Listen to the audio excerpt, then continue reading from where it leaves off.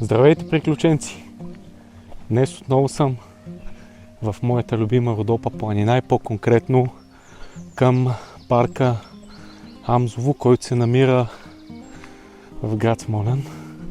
Ще отидем на панорамната площадка, след което на връх Кайнадина,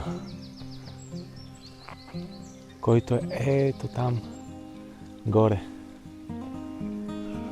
Това е първият връх, който ще посетим от южната страна на града. Винаги до сега сме били ето там отсреща, където са Червената скала, Перелик, Пампорово и така надолу. Това видео не е със статут на пътеводител. Винаги правете собствено проучване на маршрута или дестинацията, която желаете да посетите, и съобразявайте физическите си възможности и подготовка с трудността на терена. Винаги носете със себе си достатъчно храна, вода и спрей за мечки. И след малко каране по пътя стигнахме до горския парк Амзово, където сега ще ви съвсем леко ще ви загадна какво има. А вие, ако решите, може да дойдете и да го посетите.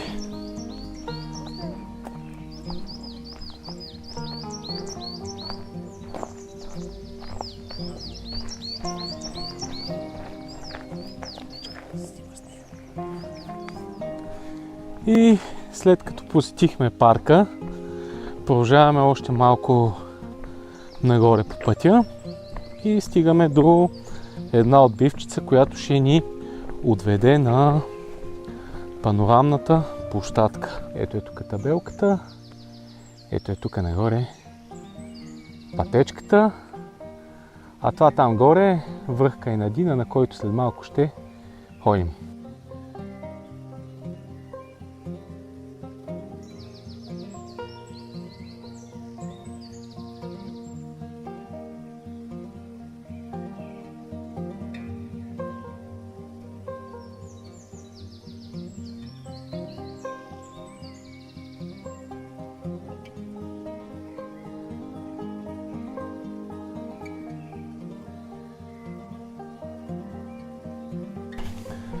И приближаваме, стигнахме до панорамната площадка. Ето как изглежда тази дървена конструкцийка и гледката от панорамната площадка. Ето, качваме се.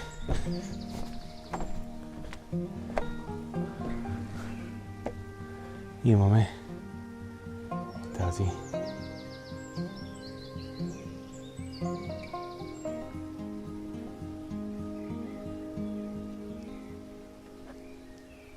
уникална гледка.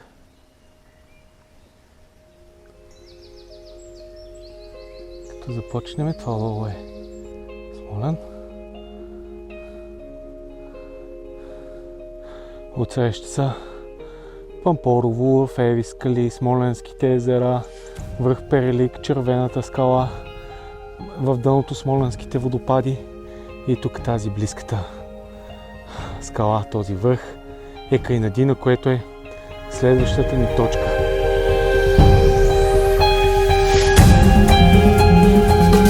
Преди да продължим, давайте един лайк или се абонирайте за канала с камбанката за още такива готини видеа.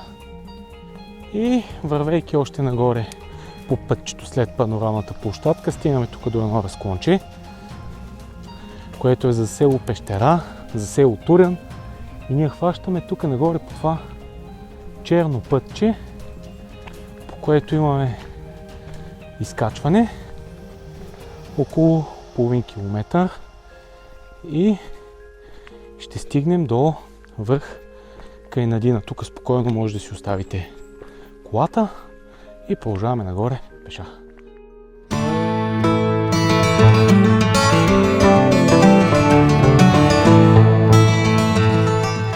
Както си ходим по черния път, стигаме до ето тази дървена беседка за слънче или каквото е там. И от тук надясно продължаваме по тази стръмна черна пътечка през гората. Влизаме в една много яка горичка. Пътечката е сравнително стръмна и тясна и е заобградена от борове.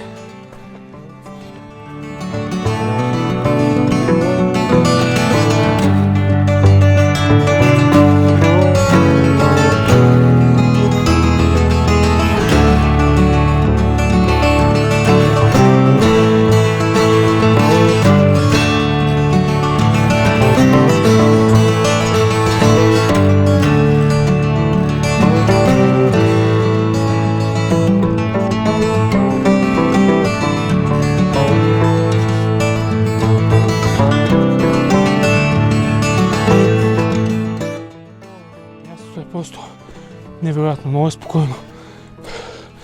За разходка, малко по-кардио е разходката. Доста е стръмно и продължително като изкачване, но пък много си заслужава. Ето, достигаме до къщичката.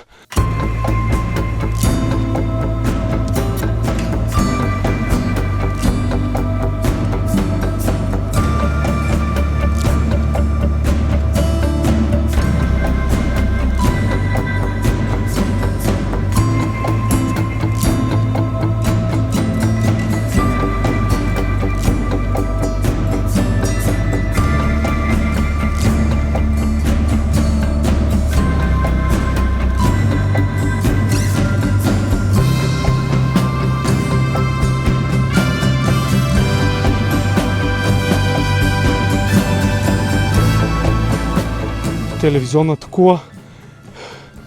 Има тук страхотно радиоизлъчване. По-чувствителните хора веднага усещате едно леко главоболие и засемяване, затова ние малко ще се отдалечиме от ретранслатора. Тук ще минем покрай тази къщичка. Да, веднага намалява. Едно такова се усеща като главоболие и засемяване. Все едно някой те ударил по главата с мокър парцал. Но пък тук ще разгледаме малко. Ще проучиме какво точно има. Ето тук къщичката даже има климатиче. Тук между дърветата се вижда част от гледката към града. Тук типичните за региона скали с мъхове. Като цяло мисля, че си взехме дневната доза радиация и лека по лека май ще се връщаме надолу, след като си вземем няколко минутки почивка от изкачването. Стигаме тук до едно местенце.